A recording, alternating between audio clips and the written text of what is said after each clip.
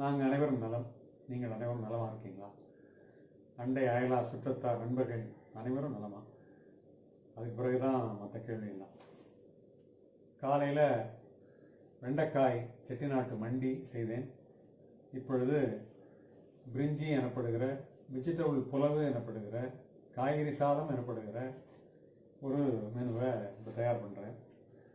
இப்போ இதுவரைக்கும் இந்த நாட்களில் உருளைக்கிழங்கு பொரியல், நூல்கோல் சாம்பார், காலிஃப்ளவர் மஞ்சூரியன், செட்டிநாட்டு மட்டன் குழம்பு, முட்டை மசாலா, புடலங்காய் கூட்டு, மோர் குழம்பு, தக்காளி மசாலா குழம்பு, இப்போ கொஞ்ச நேரத்துக்கு முன்னாடி மண்டி, இப்போ காய்கறி புலவு என்று இதுவரைக்கும் 11 ஐட்டங்கள் இப்போ செய்ய கற்றுக்கிட்டு இருக்கேன் என்பது ஒரு பயனுள்ள செய்தி. எப்பவுமே முதல்ல அரிசியை நம்ம தண்ணியில் 20 நிமிடம் வரைக்கும், 10 நிமிடம் வரைக்கும் ஊற வச்சு எடுத்துக்கணும்.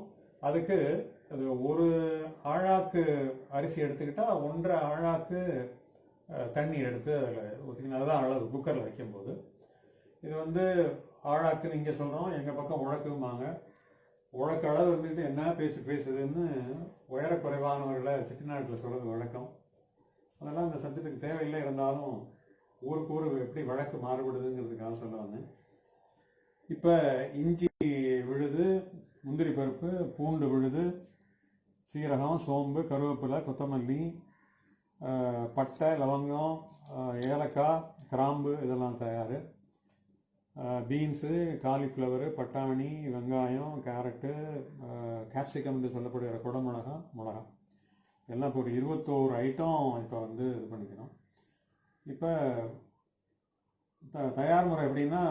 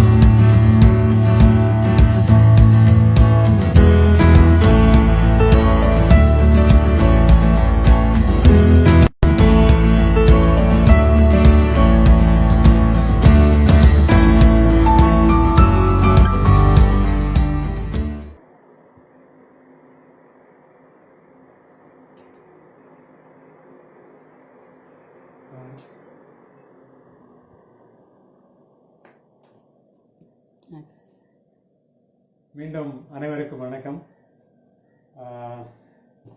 வெஜிடபிள் புலவு என்று சொல்லப்படுகிற, பிரிஞ்சி என்று சொல்லப்படுகிற காய்கறி சாதம் தயார். இதை தயார் பண்ணும்போது நான் கவனித்த ஒரு விஷயம் சாதத்தை நான் கொஞ்சம் சரியாக வடிக்காதனால அப்படியே கட்டி கட்டியாக நின்று போச்சு. எனக்கு கிளற வரல. அப்புறம் என் மனைவி தான் உதவுனாங்க. ஆனால் அப்போ ஒரு ருசி பார்த்துட்டு, இல்லை சொதப்பிட்டீங்க அப்படின்னு ஒரு அபிப்பிராயம் இருந்தது. காக்கைக்கு தன் குஞ்சு பொன் குஞ்செல்லாம் என் மனைவிக்கு பொருந்தாது. என்ன அபிப்பிராயமாக கரெக்டாக சொல்லிடுவோம். அது இதில் மட்டும் இல்லை, எழுத்துலையும் அப்படி தான். நல்லா இல்லை, சுமாராக இருக்குது, அவ்வளோ பரவாயில்ல, ஆஹா ஓஹெல்லாம் கிடையாது. அந்த மாதிரி பாராட்டு பெற முடியாது. ஆனால் அதை பற்றி எனக்கு ஒன்றும் இல்லை. இந்த போது நான் ஏதோ எல்லா காய்கறியும் ஒட்டுமொத்தமாக கொட்டணும்னு நான் நினைக்கப்படாது. அதாவது மெதுவாக வேகக்கூடிய பீன்ஸை முதல்லையும், அப்புறம் கேரட்டையும், அப்புறம் பட்டாணியையும், காலிஃப்ளவரையும், குடமிளகா சீக்கிரமே வந்துடும். அதனால் அதை மட்டும் கடைசியாக சேர்க்கணும். அப்புறம் கொஞ்சம் நெய் ஊற்றி இறக்கணும்னா தயார். இப்போ இந்த வெஜிடபிள் புலாவ் ரெடி. இதில் ஒரு சூட்சமாக சொல்லிடுறேன்.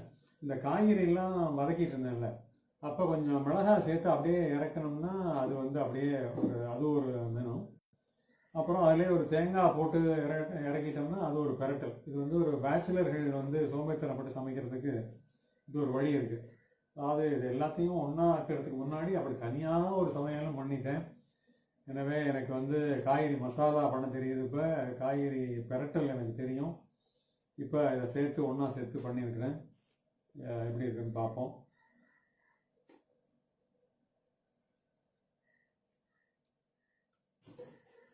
நல்லா திட்டு வாங்க போகிறேன்னு நினைக்கிறேன். லேசாக உப்பு கூட இருக்குது. எப்படி சமாளிக்க போகிறேன்னு தெரியல. நல்ல பேர் எடுக்கணும். மீண்டும் அடுத்த வாரம் சந்திப்போம். வணக்கம்.